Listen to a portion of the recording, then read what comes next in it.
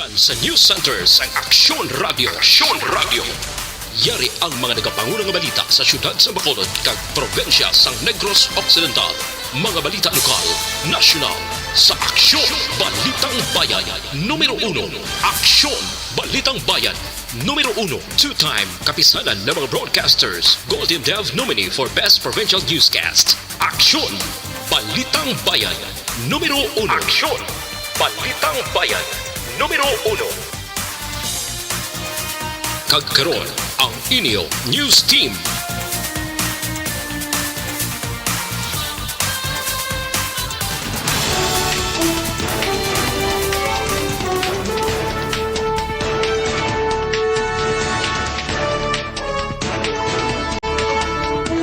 Sa mga pangulong didalan sa mga balita lokal,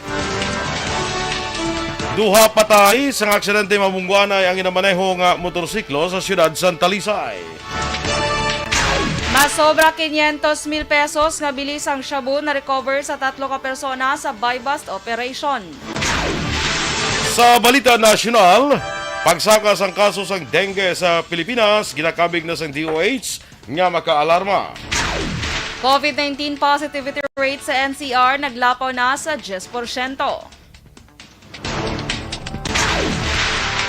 Maayong aga Bacolod, maayong aga bilugabahin sa Western Visayas. Karong adlaw Lunes, Hulyo 11, 2022. Ang inyong news team, Aksyon Dorel Cabat. Kag-Action Boy Duran. Ang mga balita lokal, pagkatapos lamang sila.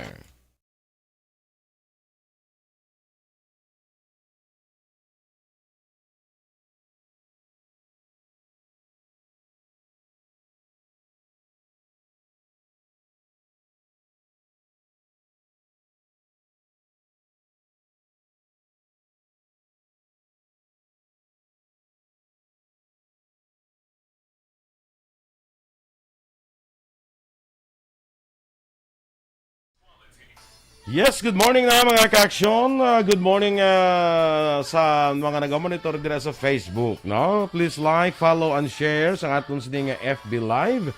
Kag dira sa mga nagapangape, aga pa, sa mga kapihan dira, maayong aga sa inyo, sa mga motorista nato na, halong gid, halong kay ang dalan subong medyo madanlog.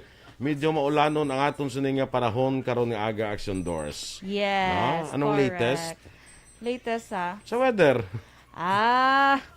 Di may LPA sa gihapon. May LPA.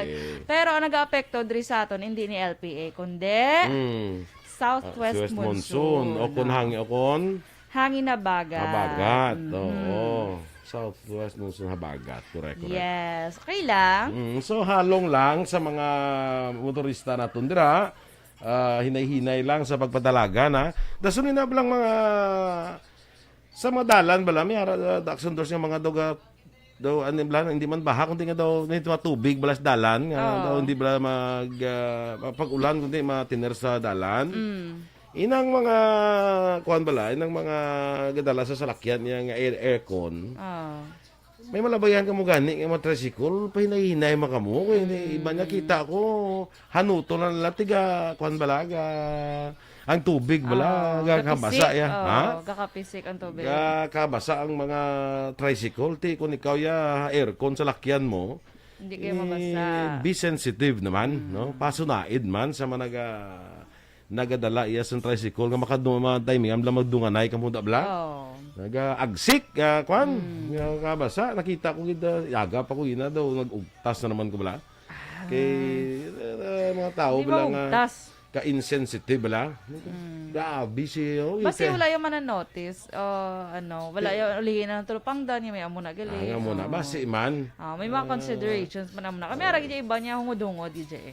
Daw wala pa kialam. Wala pa kialam dahil basta lagan na saya. Pinagsikan, gali kagina mo, tricycle. Ti siyempre kay ti... Ti ba yung gasakay? Wala. Gakuwagin na nagalupad, gakuwagin na tubig mo, no? Tapi pa kung tasig pa dalagan mo. May mga pasahero, wala. May ara eh.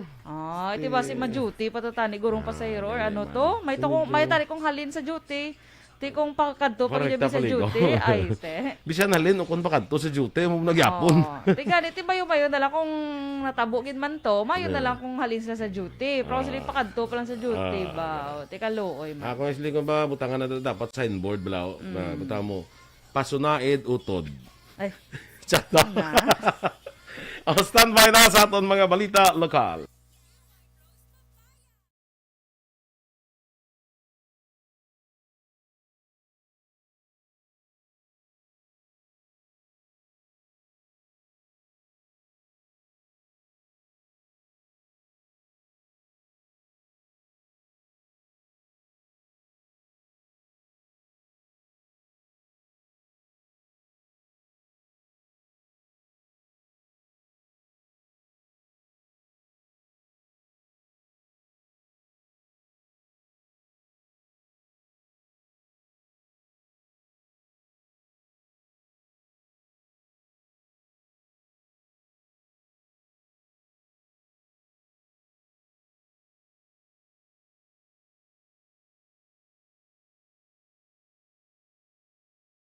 This time check is brought to you by Aksyon! Balitang Bayan, numero 1.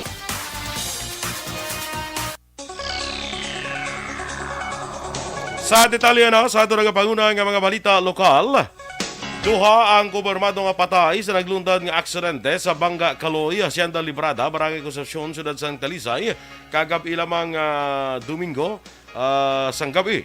Ang isa sa mga napatay ang ginkilala kay Marvin Martir, 28 anyos, ang barangay Dos Hermanas, Siyudad San Talisay, samtang wala pa makilala ang isa ka bangkay. Suno sa Iloy ni Martir, gikan sa birthday party, ayos nga bata kag papauli na kuntani sang nagluntad ang aksidente. Suno ka Police Senior Master Sergeant Michael McDowell, nagbungguanay ang duha ka mga motorsiklo sa madulong nga bahin sang dalan. Bangod sang mabaskog nga impact, nakaangkon sang madalong nga pilas ang duha ka mga nagamaneho sang motorsiklo. Ang driver sa Yamaha Mio 125 niya sa kalalaki ang gindala sa Corazon Locsin Montelibano Memorial Regional Hospital. Apang ini ang gindeklarar nga dead on arrival. duha ka mga persona ang nalumos sa baybayon nga sakop sang Barangay 5, Siyudad sang Sipalay, pasado las 5 sang kahapon, Hulyo 10, 2022. Suno kay Patricio Garina Jr. sang Sipalay City Disaster Risk Reduction Management Office. Ang duha ang gindala na sa Sipalay City Infirmary para sa pagbulong. Sa inisyal nga report, isa ang gindeklarar nga dead on arrival sang doktor. Wala pa sang identity ang DRMO sa duha ka mga nalumos apang ginpahayag nga sila ang parehas nga security guard sa isa ka bangko sa siyudad sang Sipalay.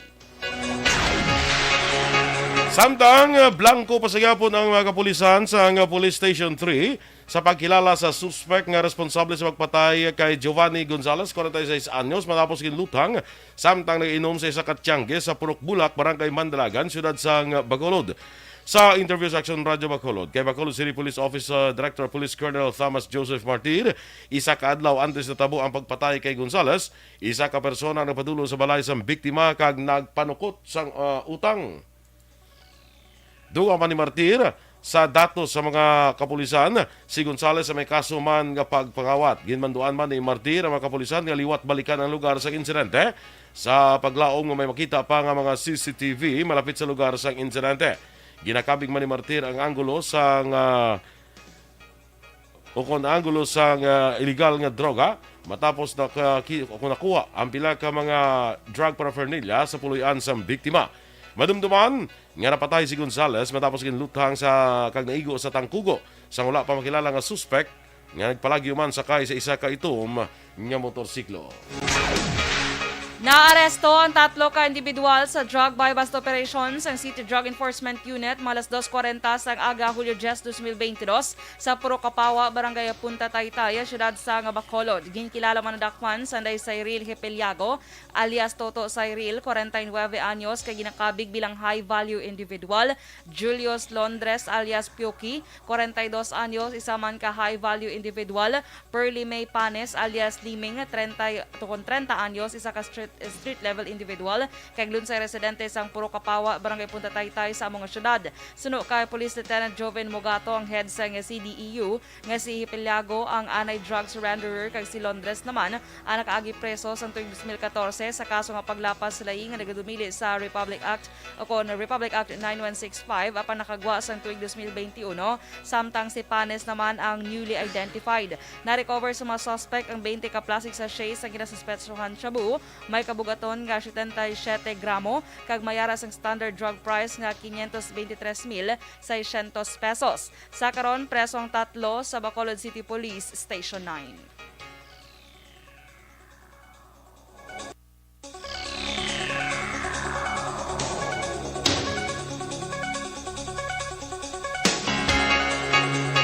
Samtang masobra 37,000 pesos nga balor sa ginasuspetsuhan shabu ang na-recover sa duha ka separado nga bypass operation sa probinsya sang Negros Occidental kahapon Hulyo 9. Nadakpan sang Bago City PNP sa Christopher Reyes, 46 anyos, kag Ronald Reyes, 42 anyos sa Purok Propan, Barangay Bagroy sa siyudad sang Bago. Nakuha man sa mag-utod nga Reyes ang kapin 17,000 pesos nga balor sang shabu. Sa siyudad San Talisay, na-recover naman ang kapin 20,000 pesos ngayon na sustituan shabu sa posisyon ni Kenneth Clanog, 28 anyos ng Zone 2, Barangay Concepcion, siyudad San Talisay. Sunod kay Police Lieutenant Marion Vincent Vinaflor, ang Deputy Chief of Police San Talisay CDPNP, sinimana na ngayon na monitor si Clanog ang inakabig bilang street level individual.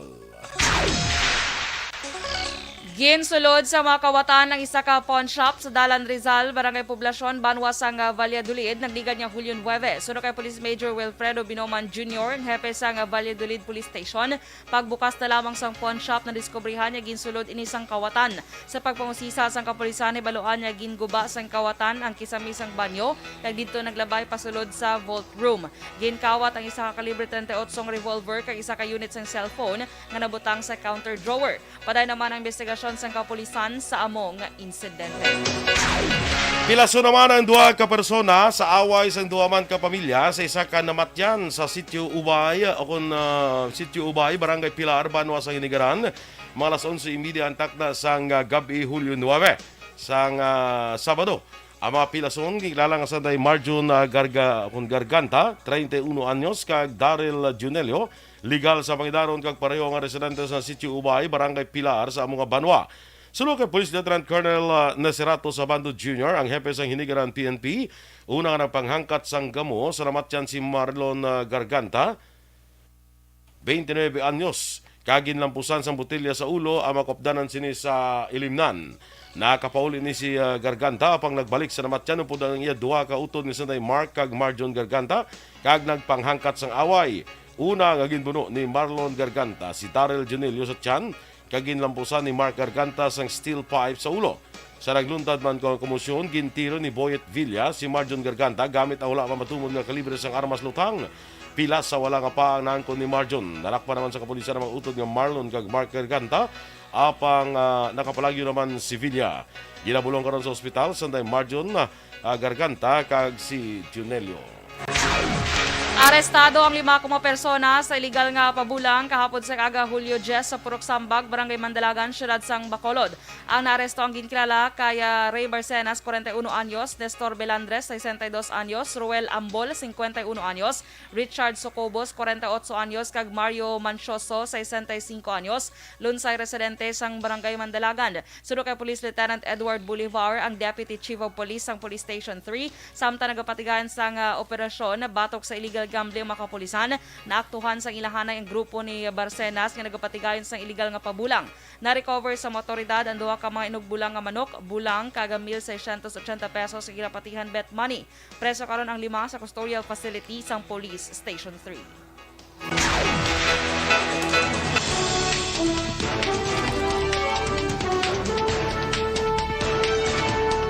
Action Radio Philippines Standard Time, las 6:12. Pagsaka sang kaso sang dengue sa Pilipinas, ginakabig sang DOH nga makaalarma. Samtang COVID-19 positivity rate sa NCR, naglapaw na sa 10%. Ang detalye sa mga balita nasyonal sa magbalik sang Aksyon Balitang Bayan numero 1. Kag sa aton dra bala mga ka-aksyon sa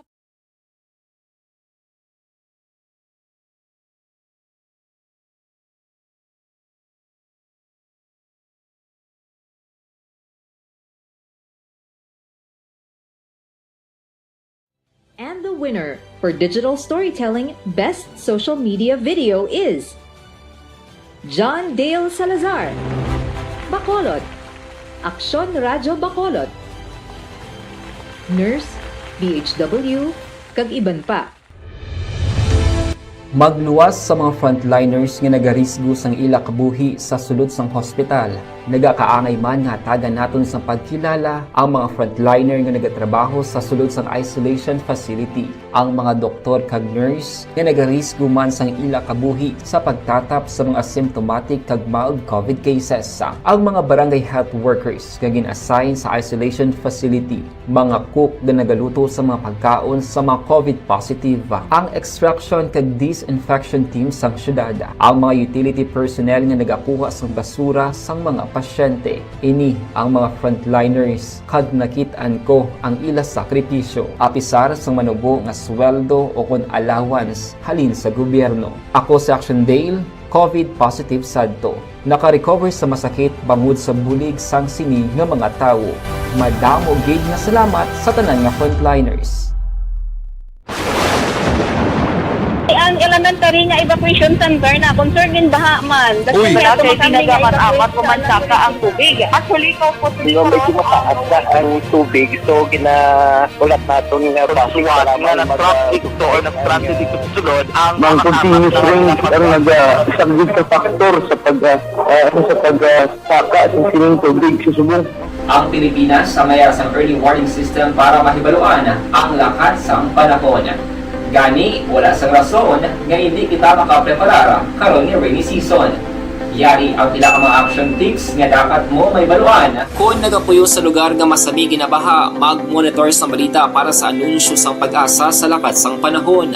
Isa sa pinakapos nga pamaagi para malikawan nga magsulod ang baha sa balay, among paggamit sang sandbag. Ang sandbag ang isa kasako nga may unod nga balas nga pwede ibutang sa pertahan upon ginaagyan sang tubig para temporaryo nga makontrol ang pagsulod sang tubig sa inyong nga balay. Antes naman ng rainy season, dapat nakapreparar ka na sang pagkaon, flashlight, pito, kandila, hygiene kit, power bank, transistor radio, importante nga mga dokumento kag iban pa nga kinahanglanon. Ini ang dapat isulod sa go bag nga dapat ibutang sa isa ka lugar nga mapus kuhaon sa tion nga kinahanglan nga mag-evacuate. Sa tion sa pagbaha dapat butangan sang tape ang saksakan sang mga outlet kag ibutang sa mataas nga mga lugar ang appliances. Kunyara sa evacuation center, dapat man nga ipatuloy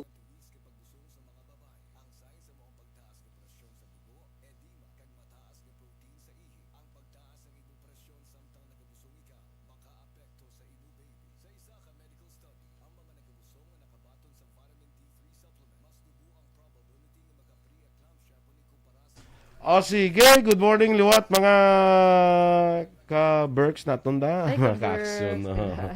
Sige i-greet na nga aton nga mga ara dira. May ara ka na daya? Oy, Sige, sige, greet na greet na sila, sila. be. Good morning kay dali lang.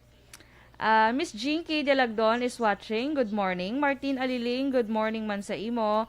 Kaya Joshua Bia, good morning. Ginatamyo niya lang si Komare niya Star Mayo and the Komare Jinky Delagdon.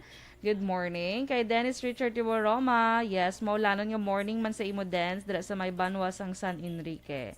Kay Miss Jinky, ginatamyo niya si Mr. Beboy Villasor, Star Mayo, Doc Mat Mayo, Noel Amar, Alma Oligon, Mikey Montilla, Christine Manalo, Angelica Lape, Serela Samar Aguilion, MJ Season, and Nanay Bikay Caliejas. Salamat gid.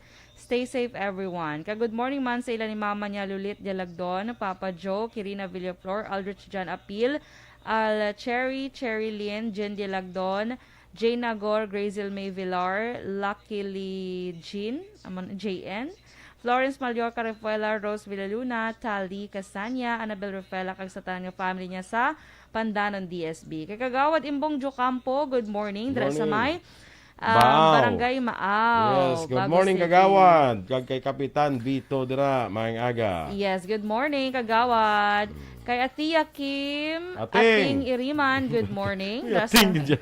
Ating ginaya. Sa may banwas ang Mursya. Kamustayan si Ating dira.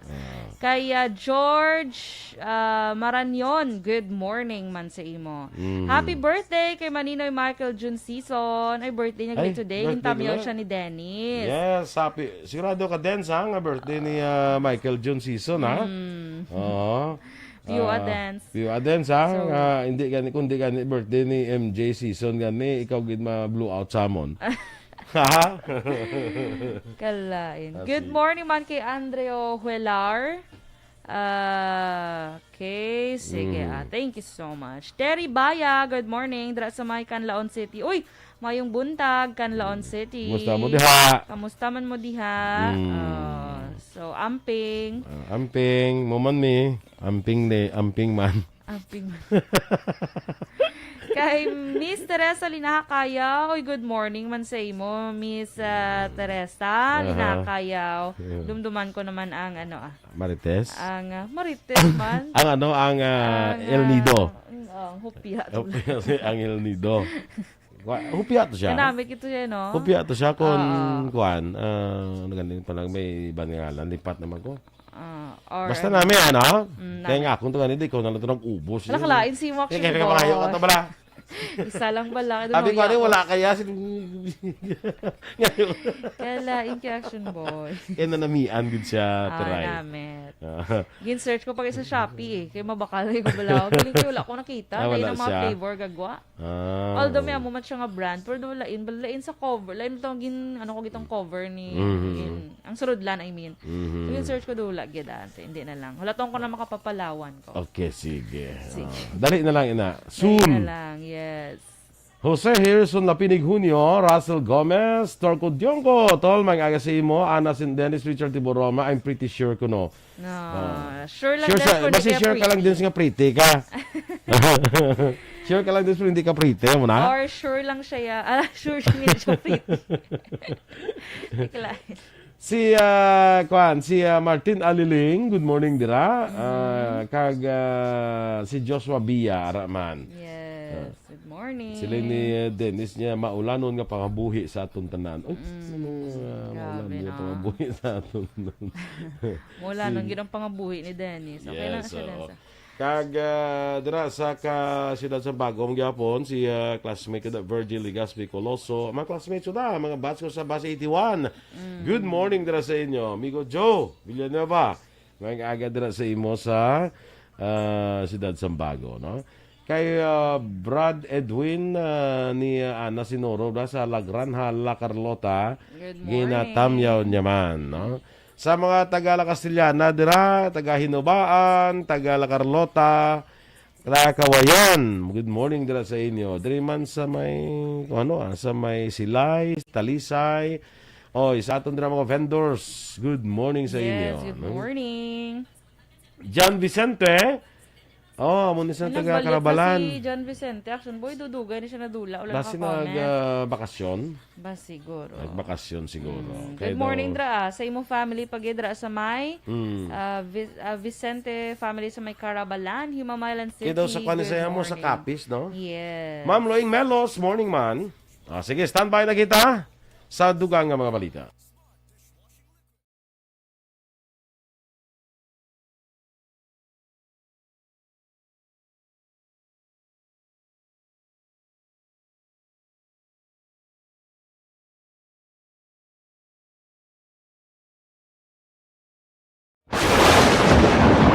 Ang elementary nga evacuation center na concerned in baha man. Uy, kaya kaya pinagaman-amat evacuation kumansaka ang tubig. Actually, ikaw po Medyo mataas na ang tubig. So, ulat natin nga pagsuwag nga ng traffic to or nag-transit dito sa sulod ang Mang continuous rain ang isang good factor sa pagsaka ng sining tubig sa subong.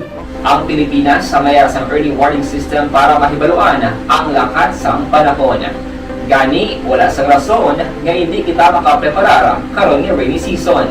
Yari ang pila ka mga action tips nga dapat mo may baluan. Kung nagapuyo sa lugar nga masabi ginabaha, mag-monitor sa balita para sa anunsyo sang pag-asa sa lakat sang panahon. Isa sa pinakapos nga pamaagi para malikawan nga magsulod ang baha sa balay, among paggamit sang sandbag. Ang sandbag ang isa ka sako nga may unod nga balas nga pwede ibutang sa pertahan o kung ginaagyan sang tubig para temporaryo nga makontrol ang pagsulod sang tubig sa inyong nga balay. Antes naman ng rainy season, dapat nakapreparar ka na sa pagkaon, flashlight, pito, kandila, hygiene kit, power bank, transistor radio, importante nga mga dokumento kag iban pa nga kinahanglanon. Ini ang dapat isulod sa go bag nga dapat ibutang sa isa ka lugar nga mapos kuhaon sa tion nga kinahanglan nga mag-evacuate. Sa tion sa pagbaha dapat butangan sang tape ang saksakan sa mga outlet kag ibutang sa mataas nga mga lugar ang appliances. Kunyara sa evacuation center, dapat man nga ipatuman ang minimum health protocol, face mask, face shield kag social distancing batok sa COVID. Sa panahon sa tig-ululan, dapat man proteksyonan ang ikaayong lawas batok sa pila ka mga masakit, kang isang dengue, leptospirosis, cholera, typhoid fever, hepatitis A. Nagpanugyan man ang DOH kay pabili ng proper hygiene kay pag-inom sang limpyo nga tubig. Lutuon sang gusto ang pagkaon para malikawan ang contamination. Maghugas sang kamot antes kag pagkatapos ang kaon kag matapos nga mag-usar sang banyo. Likawan man ang paglangoy o kon pagtubog sa baha. Kini sa Action Dale Salazar para sa Action Tips nga nagapahanundong nga maghalong sa tanan nga tion. Ang elementary nga evacuation center na concern din baha man. Uy, kasi tinagaman amat kumansaka ang tubig. Actually, ikaw po Di ba medyo mataas na ang tubig, so ginaulat natin nga pasuwat nga nag-traffic to or nag-transit dito sa sulod ang Mang continuous rain ang isang good na factor sa pagsaka at sining tubig sa subong. Ang Pilipinas sa maya sang early warning system para mahibaluan ang lakat sang panahon. Gani, wala sang rason nga hindi kita makapreparara. Action Radio Philippine Standard Time, las 6:25 sa detalye na sang mga balita nasyonal. Ginpahayag sang Department of Health nga pagsaka sang kaso sang dengue sa pungsod ang makaalarma. Bangod nga mas madamo nga pasyente na ang nagaka-ospital. Ginpahayag ni Health Undersecretary Maria Rosario Vergere nga na-download na sang ahensya ang pondo sa mga regional offices bilang suporta sa mga hospital kag lokal na gobyerno sa pagpagig-away batok sa dengue. Ang kabilugan nga kaso sang dengue sa pungsod ang naglambot na sa 51,622 sa linsang Enero tubtob Hunyo, mas mataas ang sa 32,610 sa nakaligan nga tuig sa amuman nga period. Ang DOH ang nag-assign naman sang dengue fast lane sa mga hospital agud masolusyonan ang nagasaka nga kadamuon sang kaso. Ginpahayag sa Octar Research nga naglapaw na sa 10% ang COVID-19 positivity rate sa Metro Manila. Sa dinbot silingon, isa sa napulo ka maginpaidalom sa COVID-19 test ang nagapositibo sa virus. Ginarekomendar sa World Health Organization ang numero nga manubo sa 5% kon 5% para makabig nga ang viral transmission ng under control. Suno kay Octar Research Fellow Guido David, ang nasambik nga percentage sa Capital Region ang nagsaka sa 10.4%, tubtob Hulyo 7 gikan sa 8.3% sang Hulyo 2. Samtang madamo nga lokal nga gobyerno nga ang ila pumuluyo ang nagapositibo man sa COVID-19, sa din ang ila positivity rate ang nagapabilin sa mataas sa 10%. Sa update sang Okta nga nagapakita sa Hulyo 2 kag Hulyo 7 nga comparison kag mapili nga lugar, ang Antique ang may pinakamataas nga rate nga naglambot sa 18.9% gikan sa 17.1%. Nakarecord kahapon nga adlaw Hulyo 10 ang pinakadamo nga bago nga kaso sa COVID-19 sa sunod na 5 ka bulan sa bilog nga pungsod. Sa datos ng Department of Health, may 2018 ka bago nga kaso sa COVID-19 kahapon kang nagdala sa kabilugan nga 3,718,467. Bangod sini nagdangat na sa 13,818 ang aktibo nga kaso sa COVID-19 sa pungsod. Ang positivity rate sa COVID-19 halin Hulyo 3.9 ang nasaka naman sa 9.6%. Samtang 60,640 na ang death toll sa COVID-19 sa Pilipinas. Nagpositibo sa COVID-19 si Justice Secretary Jesus Crispin Remulla. Suno kay Remulla, nagbatsyag lamang siya sang mild nga sintomas ng COVID-19. Nagapaidalom sa karon si Remulla sa 7 ka adlaw nga quarantine protocol. Pagpahayag pa sinis, mugod subong adlaw, Lunes tubtob Miyerkules, magatrabaho lamang siya sa ilang nga balay o kon work from home. Nagpalambot naman sa pagpagiunong si Presidente Ferdinand Bongbong Marcos kag Vice President Sara Duterte sa mga pumuluyo sa Japan kag sa pamilya ni Anay Prime Minister Shinzo Abe. Si Abe, 67 anyos, ang napatay sa ospital matapos gintiro samtang nag-deliver sa campaign speech sa damay dalanon sa Nara City, Central Japan. Ginkakibot kag tuman nga ginkasubo ni Marcos ang natabo kadungan sang simpatiya sa pamilya ni Abe kag bugos nga pungsod sang Japan. Sunod pa kay Marcos, hindi malimtan sa Pilipinas ang kaayuhan nga indala ni Abe sa pungsod. Ginpahayag ni Dr. Samuel Zacate, ang lead physician ni President Ferdinand Marcos Jr. nga nag-improve na ang sitwasyon sa presidente matapos magpositibo sa COVID-19. Suno kay Zacate, wala na sang hilanat kag wala man nadula ang panabor kag panimaho sang presidente.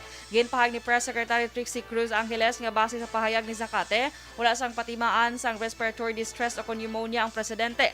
Ang presidente ginarekomendar nga magpaidalom sa isolation sang 7 ka adlaw bilang pagsunod sa protocol sang Department of Health para sa mga fully vaccinated individuals. Madumduman nagpositibo sa COVID-19 sang Biyernes, Hulyo 8 si Marcos matapos makabatsyag sang hilanat, palaminot kag palangatol sang ilong kag pag-ubo. Samtang paday naman ang pagtrabaho ni Marcos samtang naka-isolate kag nagpapanaog na sang direktiba sa iya gabinete.